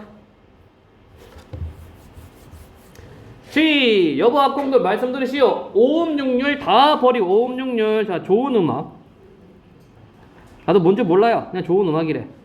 좋은 음악 다 버리고 저 버드나무 홀뜨기 뽑아다. 홀뜨기는 이제 풀피리. 버드나무 풀피리 뽑아다 불고 바가지 장단 좀 쳐주시오. 자, 여기 또 조롱하고 있죠. 양반, 야, 이놈 무엇이 어쩌고 어째? 호통. 아따 이 양반도 어찌 듣는지 모르겠어. 용두해금, 용머리해금, 북, 장고, 피리, 젖대 한 가락도 뽑지 말고 빼지 말고 건건들어지게 아주 멋지게 아주 멋지게 치라 그리하였소. 건건들어지게 치라네. 안심. 그리고 춤 이렇게 되어 있죠, 그치? 또 이렇게도 하나의 제담이 완성이 된다. 자, 리을을 보겠습니다. 리을. 이번에 4번 한자어를 빈번하게 사용해요. 아니죠? 인물의 허위의식 풍자 이것도 아니죠? 여기는 지금 악기, 그치? 용두해금 악기를 얘기한 겁니다. 4번이 틀렸네. 자, 다시 지문입니다요. 이놈 말투가 거 날았돈 노랑돈 칠푼 잘라먹은 놈. 자, 날았돈 노랑돈 옛날은 엽전이 노란색이죠. 네. 칠푼 잘라먹은 놈 횡령한 거야. 7푼이니까 몇 퍼센트니? 몇 퍼센트? 7%인가?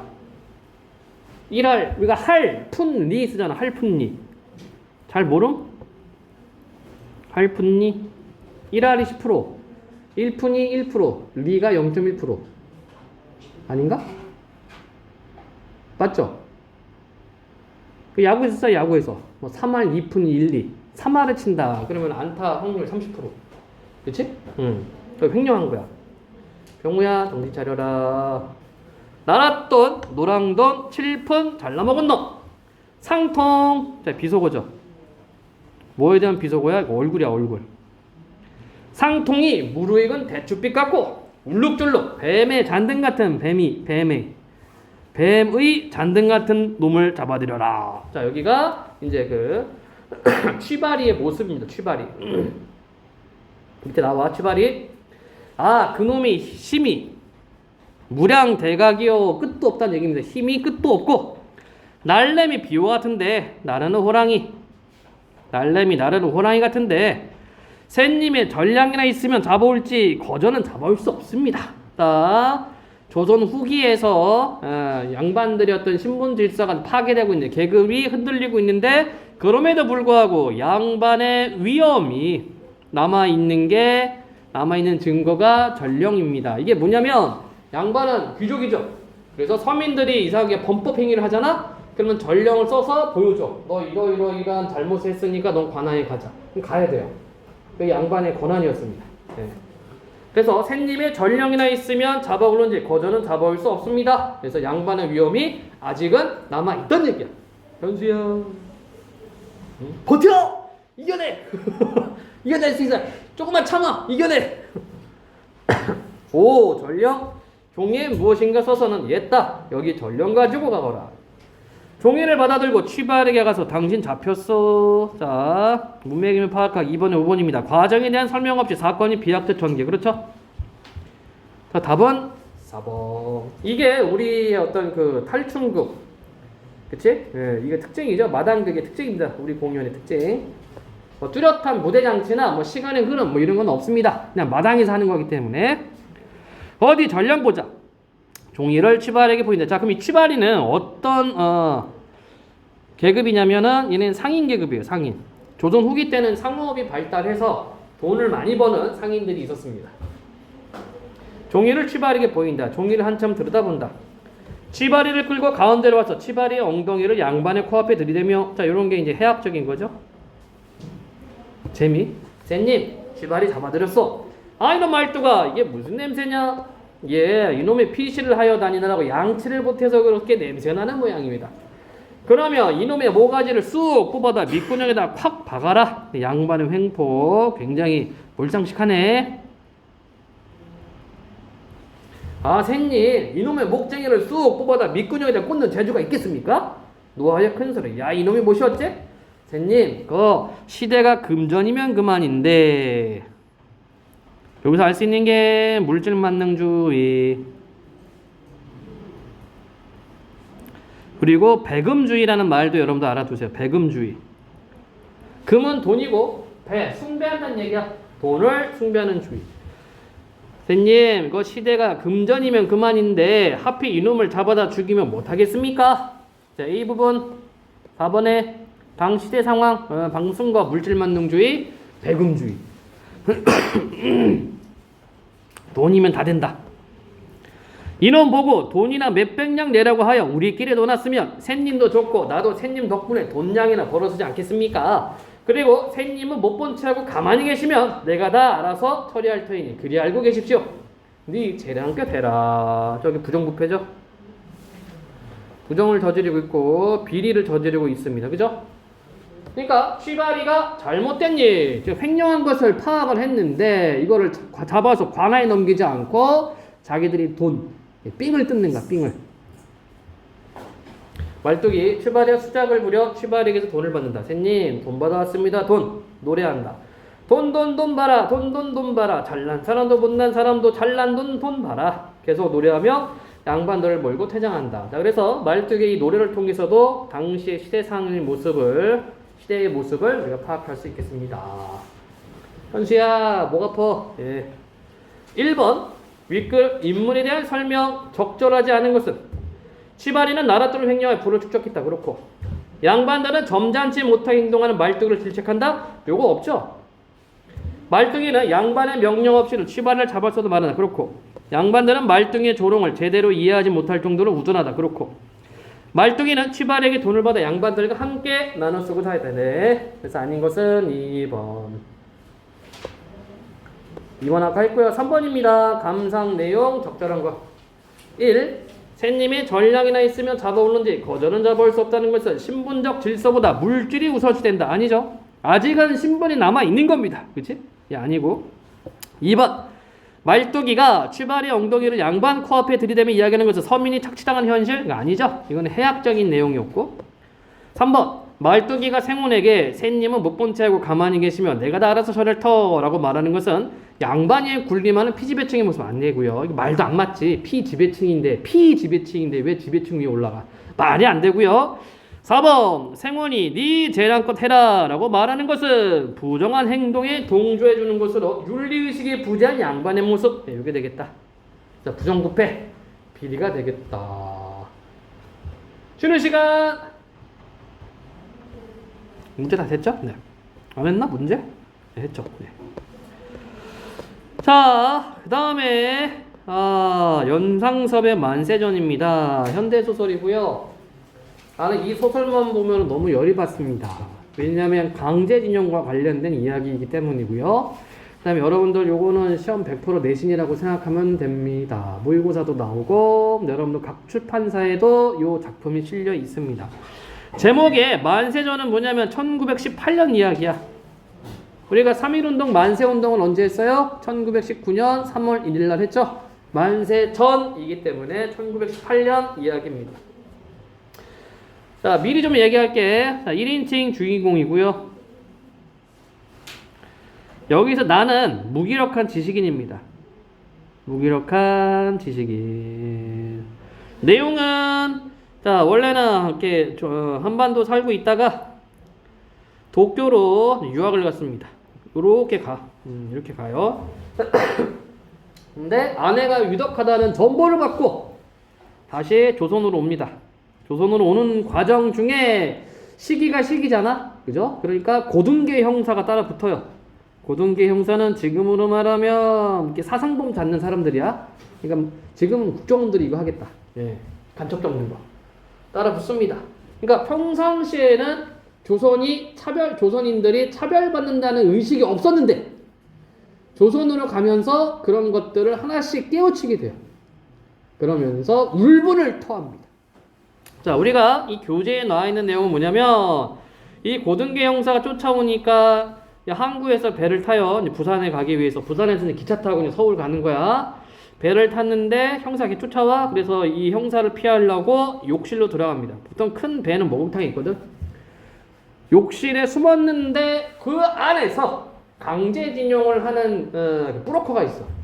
얘가 주변 사람들한테 으스대면서 얘기하는 거야. 나 이번에는 또 얼마 해온다. 이런 식으로. 예. 그러니까 사람들이 그 일에 대해서 궁금증을 갖고 계속 물어봅니다. 그러면서 드러나는 조선 노동자들의 현실이 나타난다.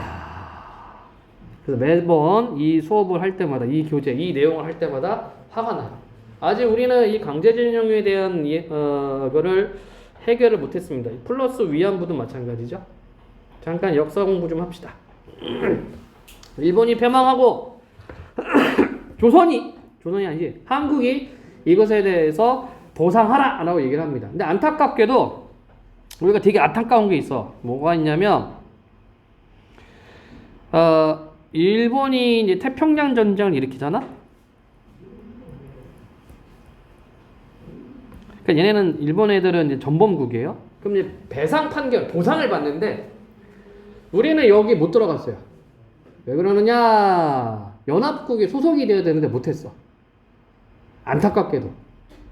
그러니까 해방이 조금 늦게 됐으면 미군 기지안에서 무슨 SS 특별치 아니야 이거는 나치지. 그래서 미군에서 이제 양성하는 특공대들이 있었거든. 걔네를 투입하면 조선, 한국, 그 대한제국이었죠. 한국이 인정받아요. 전쟁 참여국으로. 근데 그게 작전에 투입하기 전에 이제 해방이 되어버린 거야. 이해되니? 이 주의가 상당합니다. 그 대표적인 게가 소련 애들. 소련은 일본이 해방선언 하기 일주일 전에 이 전쟁에 참여해요. 일주일 전에. 전투 딱 한 번에. 그거 하고서 승전국의 지위를 가져갔어. 그러면서 여기 위에 먹어버렸죠. 이해됨? 존나 열받는 겁니다. 네. 그러니까 우리도 조금 빨리 그 작전에 투입이 됐으면 승전국의 지위를 갖는 건데 그러지 못했습니다. 그래서 우리는 직접적인 보상권이 없었어요.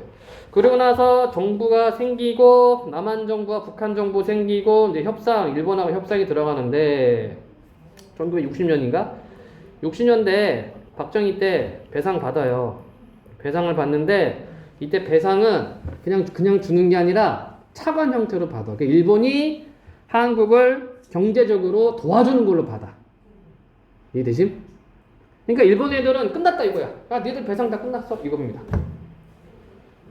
그러니까 우리는 계속 강제징용과 위안부 문제를 언급을 하는데 일본에서는 야 끝났잖아. 뭐? 야 그때 60년대 다 털었어. 그때 1억 달러인가 2억 달러인가 1억 2천인가 줬잖아. 왜? 뭐? 계속 그지랄 하는 겁니다. 근데 문제는 뭐냐면 그거는 국가와 국가 사이의 배상이고 기업과 개인 사이의 배상도 있어야 되잖아. 그치? 우리가 여러분들 봐요. 우리 재판 받을 때 어떻게 받아? 형사법이 있고 민사법이 있죠. 그치?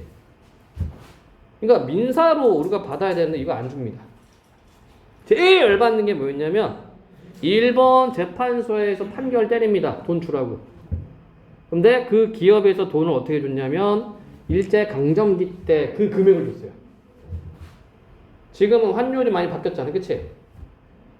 그러니까 5, 6년 동안 강제징용 끌려가서 5, 6년 동안 돈 못 받고 전표만 받아. 얼마 주겠다 약속하는 거. 약속 어음을 받는 겁니다. 했는데 그 기업에서 배상 판결하라는 판결문 떨어지니까 일주일인가 열흘 뒤에 당시 시세로 준 거야. 우리 돈으로 5, 600원 정도. 걔 쌍놈 새끼들이죠. 네. 오늘날 가치로 따지면 수천만 원 좀 되거든. 수억 원 좀 돼요. 근데 그거를 당시 시세대로 주는 거야. 그러니까 몇백 엔 줘버리는 거야. 개새끼들입니다. 개새끼들. 그러면서 우리는 끝났다. 배상 끝났다 하고 있어요. 그래서 이게 해결이 안 되고 있습니다. 그럼 이런 질문 할 수 있어요. 그럼 왜 우리는 이게 해결이 안 됩니까? 왜 안 될까? 친일 청산이 안 됐어요. 우리는. 왜 친일 청산이 안 되냐? 1945년 8월 15일 광복이 되면서 친일파들 다 도망갑니다. 그죠? 이 새끼들 도망간단 말이야. 그리고 나서 미군이 들어와요. 미군. 이걸 미군정 체제라고 그래. 미군이 들어와서 보니까 이 남한 쪽에는 정부가 없어. 무정부 상태야. 의사도 없고 경찰도 없고 막 이래. 그러니까 얘네들이 생각할 때 야 전에 이랬던 사람들 있잖아 데리고 와. 이렇게 돼버렸어요. 진짜. 그래서 도망갔던 친일파가 다시 옵니다. 그럼 친일파가 간판을 바꾸겠지. 뭘로 바꿔? 친미로 바꾸는 거야. 친미. 그리고 자유주의로 바꾸죠. 진짜 자유주의하는 사람이 있는데 그거 말고 친일파 자유주의하는 사람이 있어. 이 새끼들이 있어. 이 나쁜 새끼들이. 이게 청산이 안 됐습니다. 그리고 1948년 8월 15일 대한민국 정부가 수립되고요. 그 전부터 반민족특별위원회, 반민특위를 만들어서 친일파 처단을 하자 이거를 했는데 이미 얘네들이 흡수가 됐잖아, 그치? 친일파 애들이 친미 행위를 하면서 자유주의 쪽으로 진영을 바꿔버렸거든? 그러니까 얘네들이 방해 공작을 합니다. 그리고 민족주의자들 제거를 하고요. 그 대표적인 게 김구죠. 이되니? 안대희 보내가지고 김구 뒤에서 총 쏴 죽였잖아. 그 안대희는 누가 보냈어요? 이승만. 이승만은 몰라. 이 사람은 왜? 미국인이니까. 이승만은 처음에 왔을 때 한국어 잘 못했어요. 부인이 미국 사람인데, 하와이 사람인데. 아, 보스턴 사람인가? 예. 안타깝죠. 이게 총산이 안 되는 거야. 그리고 나서 3년 뒤에 전쟁 터졌네? 2년 뒤에 전쟁 터졌네? 그러니까 다 뒤섞어버린 거야. 이 친일파 새끼들이. 이게 오늘날까지 이어오고 있는 겁니다. 그러니까 지금도 서로 싸워. 너 친일파지 이런 식으로. 너네 할아버지 친일했지 이런 식이죠. 우리나라 얼마나 웃긴 나라예요. 박근혜 아빠 누구야? 박정희. 박정희는 뭐 한 사람입니까? 이 사람 만주 군관 출신이거든. 만주 군관 학교. 만주 군관 학교는 뭐 하는 데냐면 일본군 장교 양성하는 데야. 그럼 무슨 일을 하냐? 독립군 잡는 일입니다. 이거를 박정희가 했어. 여기 출신이야. 그때 이름은 다카키 마사오. 그런 사람이 우리나라 대통령 했죠? 그리고 그 사람의 딸이 몇 년 전에 대통령 했죠? 물론 나라 말아먹을 뻔했지만 우리는 이게 청산이 안 됩니다. 친일 청산할 수가 없어요. 내가 북한을 찬양하는 건 아니지만 북한은 청산했습니다. 무식한 방법으로. 다 죽였어. 다 잡아서 죽여요. 개밥 주고 진짜 잡아서 사람 잡아가지고 걔한테 던졌어. 개밥 주고 탄광에 보내고 강제 노동시키고 했습니다. 어쨌든 이러다 보니까 우리는 지금 내가 하고자 하는 말 강제징용이나 위안부 문제가 해결이 안 됩니다. 이게 우리는 친일파가 많거든. 지금 대통령님도 친일파인지 아닌지 모르지만 이 강제징용 문제를 해결하기 위해서 뭘 했냐면 한국 정부가 우선 돈을 주겠다. 피해자들한테. 이렇게 지금 얘기를 했습니다. 그럼 이 피해자들은 안 받는다고 얘기를 했어요. 왜? 일본한테 직접 사과받고 일본 기업한테 돈 받아야 되는데 왜 한국 정부가 돈을 줘? 말이 안 맞잖아. 그치? 근데 그거를 지금 추진하려고 해요. 내가 볼 때 성렬이 형은 정치 시작한 지 얼마 안 됐잖아. 그치? 한 1년 됐나? 정치 시작한 지 6개월 만에 대통령 됐잖아. 그러니까 몰라. 정치를. 그러니까 주변에 이제 붙어 있는 놈들의 문제죠. 대통령 주변에 붙어서 자기 기득권을 유지하는 이 친일파였다가 자유주의로 친미로 바꾼 그런 놈들. 그 명맥이 유지되고 있는 거야. 자, 그럼 내가 왜 이런 얘기를 하느냐? 강제징용 때문에. 이 연상소요 만세전이 그것과 관련된 이야기입니다. 그래서 이거 볼 때마다 너무 마음이 아파요. 우리의 좀 청산되지 않은 역사 이야기이기 때문에 안타깝습니다. 근데 이거를 계속 우겨. 일본 놈도 우겨. 그리고 우리 내부에서도 우겨요. 야, 그거 지들이 좋아서 돈 벌려고 한 거 아니야? 위안부? 야, 그건 창녀야 그냥. 그건 지금 못 파는 거야. 아휴, 안타깝습니다. 그러니까 여러분들은 국어공부 열심히 해야 돼. 국어는 뭐다? 정보 영역이죠. 정보를 판단해야 되거든. 이게 맞는 정보인지 아닌지를 판단해야 돼. 자, 보겠습니다. 서술상 특징. 갑자기 흥분했어. 이 만세전 보고 또 흥분했어. 자, 기억과 니은의 말하기 방식인데요. 1, 2번은 기억이고 3, 4, 5번은 니은이지. 이거는 읽어가면서 해결할 수가 있다. 자, 보기를 바탕으로 윗글을 감상해라. 자, 이거 해설서죠. 미리 보고 돌아가야지. 4번 문제. A에서 나가 괴로움을 느끼는 이유. 미리 얘기할게. 무기력한 조선의 지식인의 한계 때문에 뭔가 바꿀 수가 없어. 그냥 화만 나는 거야. 어떻게 할 수가 없어요. 자, 3번 해설서 보고 돌아간다. 연상섭의 만세전은 3.1운동 직전에 우리 민족이 겪어했던 비극적 현실을 사실적으로 표현한 작품이다. 이 작품의 원제는 묘지로, 원래 제목이 묘지였어요. 그래서 조선 반도를, 이 한반도를 묘지라고 표현했어. 다 죽어있다라고 본 거야, 이 작가가. 이는 암울한 민족의 현실을 단적으로 보여준다. 특히 이 작품은 일제강점기 지식인들의 현실에 대한 자각 부족, 회의감, 무기력증 등을 잘 보여주고 있다고 평가받고 있다. 그럴 수밖에 없는 거야. 왜 그럴까? 한일 병합이 언제 일어납니까? 언제니? 아, 잘 몰라? 잘 몰라요?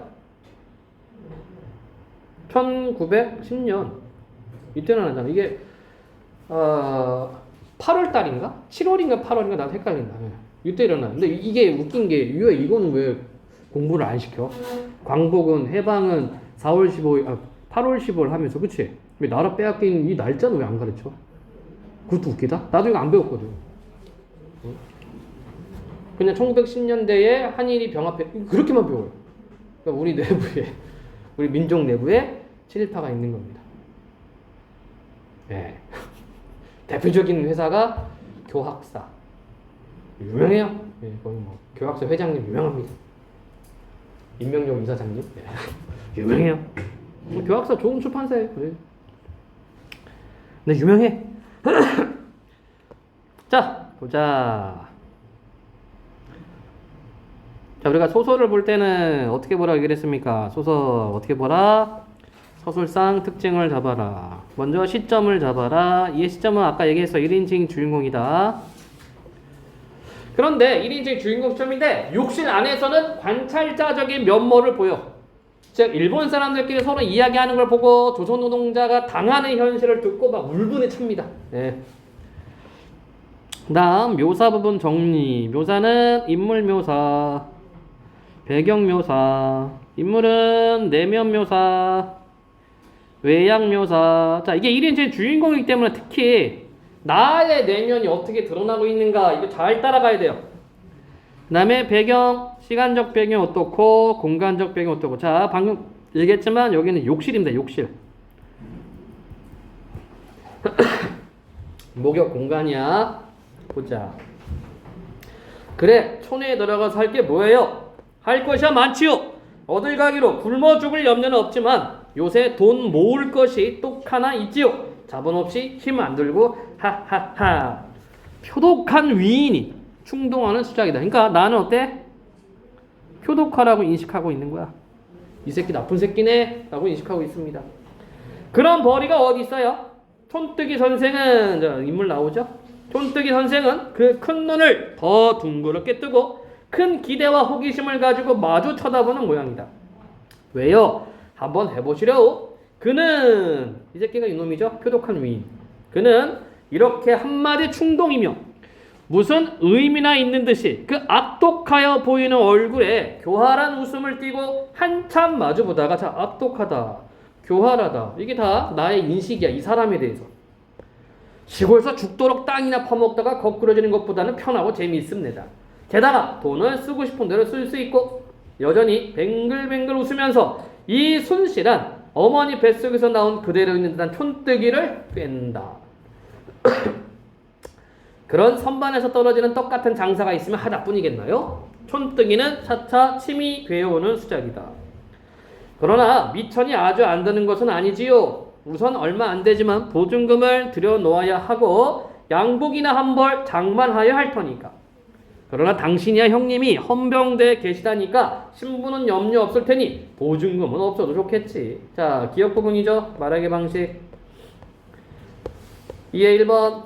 기억에서는 상대방의 권위를 물어뜯는 방식 아닙니다. 2번. 기억에서는 상대방이 얻을 수 있는 이익을 강조함으로써 했죠. 보증금, 그쵸? 당신은 형님이 헌병대에 있으니까 보증금 없어도 좋겠지 얘기했어. 상대방 협조 요청? 요청 안 했죠? 이런 걸 구분을 잘 해야 돼. 그러니까 이 표독한 위인이 뭐 하는 거야? 꼬드기는 겁니다. 자기한테 붙게 하려고 꼬드기는 중입니다. 아직 협조 요청은 안 했다. 다시 지문. 제 딴은 누구를 큰 직업이나 얻어주는 듯이 더구나 보증금은 특별히 면제하여 주겠다는 듯이 오만한 태도로 어깨를 뒤틀며 호기만장이다. 1편 한편 촌뜨기는 양복 신사가 돼야 하는 직업이라는 데에 속으로 해하는 기색이다.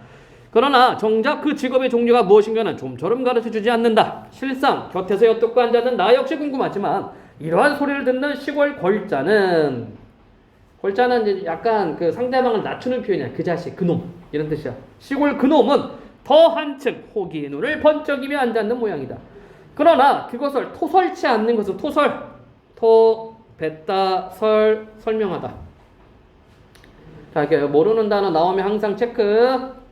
토설치 않는 것은 나와 그 외의 두세 사람이 들을까 꺼려서 그리하는 것 같기도 하고, 또는 그 시골뜨기가 좀 더 몸이 달아 덤비며 자기 부하가 되겠다는 다짐까지 받고서야 이야기하려는 수단 같기도 하다.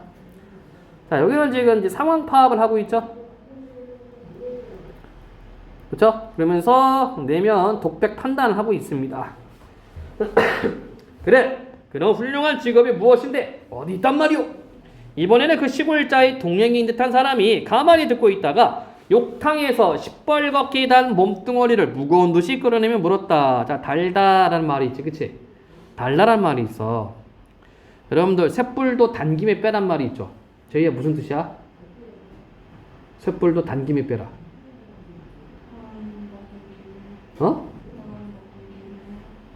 쇳불을 단 김에 빼? 이때 달다 표현은 달단이 아니라 달다란 말은 뭐냐면 불로 뜨겁게 하다 이런 뜻이야. 좀 빨갛게 되죠. 그러니까 쇳불도 단 김에 빼라라는 얘기는 쇳불을 뜨겁게 달군 다음에 빼라는 뜻이야. 그러니까 우리 친구들이 이 말을 잘 모르더라고. 달달함. 그러니까 욕탕에서 시뻘겋게 단 몸뚱어리, 빨갛게 되죠. 뜨거운 물 있다가 나오면 무거운 듯이 끌어내며 물었다. 그자도 물속에서 불쑥 일어서서 수건을 등 뒤로 넘겨서 가로잡고 문지르며 한번 목욕탕성을 휘 돌아다보고 다른 사람들이 자기네 이야기에는 무심히 이 구석 저 구석에서 멱을 감는 것을 살펴본 뒤에 멱 감기, 이게 목욕이야. 멱을 감는다, 이게 목욕입니다. 이해됨? 이게 멱이죠? 목 부분. 이게 닦는 거, 이게 감는 거, 이게. 그래서 멱 감는 거야. 이게 목욕입니다, 목욕. 멱 감는 것을 살펴본 뒤에 안심한 듯이 비로소 목소리를 낮추며 입을 벌린다. 자, 상황 묘사 해주고 있죠? 자, 니은 부분이야. 실상은 누워 떡먹기지. 나도 이번에 가서 해오면 세 번째나 되마는 내지에 각해서 연락해가지고, 자, 내지라는 말을 쓰고 있어요. 내지. 자, 이거는 일본을 의미합니다. 일본이 식민지를 만들었기 때문에 일본, 조선이 식민지였죠. 그래서 일본을 내지, 조선을 외지, 이렇게는 말하는 거야. 내지와 외지. 그러니까 내지는 일본입니다. 일본에 각 회사와 연락해가지고 요보들을 붙들어 오는 것인데, 요보, 그 촌놈이라는 뜻이야. 즉, 조선 쿨리 말씀, 쿨리는 노동자. 농촌 노동자를 빼내오는 것이죠. 그런데 그것은 대개 경상남북도나 그렇지 않으면 함경, 강원, 그 다음에는 평안도에서 모집을 해오는 것인데 그 중에도 경상남도가 제일 쉽습니다. 하하하. 이 대신 경상남도가 쉬운 거는 뭐 어쩔 수 없죠. 지리상으로 가까우니까. 여기가 경상도야. 경상남도가 어디예요? 여기란 말이지. 그 일본은 이렇게 있잖아. 그죠? 가까워. 그러니까 이쪽에 있는 사람들이 나 돈 벌러 일본을 가자 이렇게 가는 거지. 이해됨? 그래서 이 경상도 사람들이 일본하고 조금 친합니다. 그러니까 우리가 흔히 이야기하는 토착외국 말할 때 경상도 사람들을 토착외국이라고 얘기를 하는데 이게 싫든 좋든 이분들은 일본에 가서 일을 했기 때문에, 그치? 일본의 문화, 일본의 습성 이런 게 약간 좀 다른 지역에 비해서는 익숙한 편이야. 경상도 지역이. 이게 좋다 나쁘다가 아니에요. 지리적으로 위치가 가까웠기 때문에 일제강점기 때 어쩔 수 없이 돈 벌러 가는 겁니다. 집이 가난하니까, 그죠? 그자는 여기 와서 말을 끊고 교활한 웃음을 웃어버렸다. 자, 니은 부분이네요. 2의 3. 니은에서는 관용적 표현을 활용하여 없어. 니은에서는 자신의 경험을 근거로 내서, 그쵸? 이번에 가면 세 번째 한다고 얘기를 했고 자신의 말에 신빙성 더하고 있네. 니은에서는 목표를 달성할 수 있는 구체적 방법 없어. 답 4번. 자, 중량입니다. 그래, 조선 농꾼들이 가서 그런 공사일을 잘들 하나요? 잘하고 못하는 것은 내가 알아듣고 있겠소만은 하여간 요번은 말을 잘 듣고 쿨리만은 못해도 힘드는 일을 잘하는 데다가 삭전이 허라니까. 삭전은 이제 월급이 되겠지, 그치? 안성맞춤이지. 자, 이거 어떻게 들어가냐면 이런 거다. 이 브로커들이 예를 들어서 300명을 모집해. 그럼 다 가는 거야, 일본으로. 일본 무슨 공장이나 좀 광구 이런 데로 갑니다. 금광이나 뭐 이렇게 탄광으로 갑니다. 근데 일본에서 얘기한다. 우리는 100명만 필요해요. 이해되니? 100명만 필요해요. 이렇게 얘기를 한다. 그러면 나머지 200명은 뭐해? 놀아? 놀 수가 없잖아. 그리고 이 사람들이 일본에 가려면은 돈도 빌렸을 거고, 그쵸? 이런 상황. 그럼 어떤 일이 발생해? 경제에서 얘기하는 수요 공급이 발생합니다.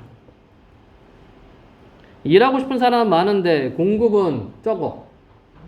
그럼 어떤 일이 발생해요? 시장 가격이 어떻게 돼? 종민아, 시장 가격이 어떻게 되니? 수요 공급. 수요는 많아, 공급은 적어. 시장 가격이 어떻게 돼? 그냥 우리 물건으로 생각하자. 물건으로 생각하면 수요는 많고 공급이 적을 때는 어떻게 돼요? 물건값이 올라가죠? 그럼 반대로 일할 사람은 많은데 100명밖에 안 뽑아. 그럼 거꾸로 품삯은 어떻게 돼? 높아져, 낮아져? 낮아지지, 그치? 이런 식으로 후려치는 거야. 그래서 넘어갈 때는 야, 거기 가면 100만 원 받을 수 있어. 이렇게 얘기를 합니다. 그런데 정작 일본에서는 얘네들은 100만 원밖에 준비가 안 돼 있어요. 그리고 얘기해. 여기 사람이 뭐 많아가지고 좀 기다려야 돼. 다음 순찰을 기다려야 돼. 이래. 그럼 이 사람들 일본에서 먹고 마시고 자고 할 거 아니야. 그죠? 빚이 점점 생기는 거야. 빚이 점점 생기니까 전문말로 어떻게 돼요? 똥줄 탑니다. 그러니까 어떻게 돼? 나 월급 조금 줘도 나 일할게. 이렇게 돼버려. 그러니까 원래는 300만 원 주고 일을 시켜야 되는데 100만 원만 주고 300명 다 쓰는 거야. 페이가 낮아집니다. 이게 삭전이 허라다 이 뜻이야. 사기죠, 사기. 지금 말로 하면, 그죠? 이렇게 해서 데려가는 겁니다. 그야 처음 데려갈 때는 품삯도 많고 일은 들어누워서 떡 먹기라고 푹 삶아야 하긴 하지만 이거 사기잖아. 그래도 갈 노자며 여행 경비 처자까지 데리고 가게 하고 게다가 빚까지 갚아주는 데야 제 아무런 놈이기로 아니 따라설 놈이 있겠소. 한번 따라 나서기만 하면야 전차가 있는데, 전차는 빚이 있는데 그야말로 도관에 든 쥐지. 그쵸? 일본이 한국도 아니고 조선도 아니고 어디로 가? 또 일본도 섬이잖아, 그치? 갈 데가 없어요. 일이 고되거나 품이 허락인 고사하고 품이 허라다 품삯이야, 품삯. 굶어 돼진다기로 하는 수 있나? 하하하. 자, 조선 노동자들의 현실입니다. 조선 노동자들의 현실이 이 인물의, 이 표독한 인물의 말을 통해서 설명되고 있다. 표현되고 있다. 실제로 이런 일이 많이 있었죠. 그러니까 이게 지금 해결이 안 되니까 아직까지도 강제징용이다 뭐다 해서 시끄러운 겁니다. 벌써 부하가 되었다는 듯이 득이 만면하여 모집 방법의 비책까지 도도히 설명을 하여 주고 앉았다. 나는 좀 더 들으려고 일부러 머뭇머뭇하며 앉았으려니까 승객이 다 올라탔는지 벼랑간은 욕객의 한때가 또 악자하고 들이밀려오기에 나는 그만 듣고 몸을 훔치기 시작했다. 몸을 훔치다 몸을 씻는다는 얘기야. 에이. 22세쯤 된 책상 도련님인 나로서는, 책상 도련님, 왜 세상을 책으로 배웠어? 그러니까 현실을 모른다는 얘기죠. 이러한 이야기를 듣고 놀라지 않을 수 없었다. 인생이 어떠하니, 인간성이 어떠하니, 사회가 어떠하니 하여야 다만 심심파적으로 하는 탁상 공론에 불과한 것들은 물론이다. 심심파적, 심심한 것을 깨트리는 것으로. 그러니까 인생이 무엇이냐, 인간성이 요거 공부했단 말이야. 근데 그렇기 때문에 현실을 몰랐던 거야. 아버지나 조상 덕택으로 글자나 얻어 배웠거나 소설권이나 들춰보았다고 인생이니 자연이니 시니 소설이니 한데 결국은 배가 불러서 투정지라는 수작이요. 실인생, 실사회의 이면의 이면, 진상의 진상과는 얼마나 한 관련이 있다는 것인가. 하고 보면 내가 지금 하는 것, 이로부터 하려는 일이 결국 무엇인가 하는 의문과 불안을 느끼지 않을 수가 없었다. 이게 무기력한 거죠. 과연 내가 이거 공부해서 뭐해? 어디다가 써먹어? 조선의 현실은 이런 건데. 자, 여기 성찰하고 있죠? 반성과 깨달음입니다. 1년 12달 죽도록 농사를 지어야 반년짝은 시래기로 목숨을 이어나가지 않으면 안 되겠으니까 하는 말을 들을 때 그것은 과연 사실일까 하는 의심이 날만치 나의 귀가 번쩍하리만치 조선의 현실을 몰랐다. 나도 10살 전까지는 부모의 고향인 충청도 촌속에서 자라났고 그 외에도 1년에 한두 번씩은 촌락에 발을 들여놓아 보았지만 설마 그렇게까지 소작인의 생활이 참혹하리라고는 꿈에도 생각해 본 일이 없었다. 그러니까 충격이죠. 그렇죠? 이 조선 현실에 대해서 충격 받았습니다. 근데 안타까운 것은 다시 말하지만 무능력해요. 능력도 없고 무기력합니다. 조선 현실에 대해서 마음만 아플 뿐이야. 자, 1. 이 글의 서술상 특징으로 가장 적절한 것은 대화의 과정에서 인물 간의 갈등심은 아니고 빈번하게 장면 전환 아니고 작중인물의 관찰 내용과 있죠. 그에 대한 주관적 심리가 나타난다. 그렇죠. 서술자가 사건을 이야기 속에서 전달하다가 이야기 밖에서 뭔 개솔. 인물의 성격이 변하는 양상 지시. 자, 인물 성격 변하는 거 없었죠? 울분을 토하고 있습니다. 2번 아까 했고 3번 적절하지 않은 거 1. 내지의 각 회사와 연락해가지고 요보들을 붙들어 오는 것은 일제가 우리 민족의 노동력을 착취한 하나의 방법 맞고 빚까지 갚아주는 데야 제 아무런 놈이기로 아니 따라 나설 놈이 있겠냐는 것을 통해 지식인들마저 물질 맞는 풍조에 빠졌다? 뭔 소리야? 일이 고되거나 품위 허락인 고사하고 굶어 돼진다기로 하는 수인대를 통해 일제강점기 우리 민족의 비극적 삶 짐작 맞고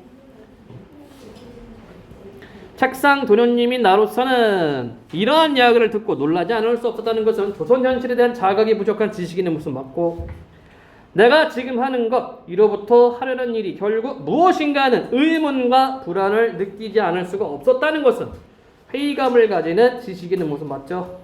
아닌 거는 2번. 질문이요. 없니? 오늘은 여기까지 진행하겠습니다.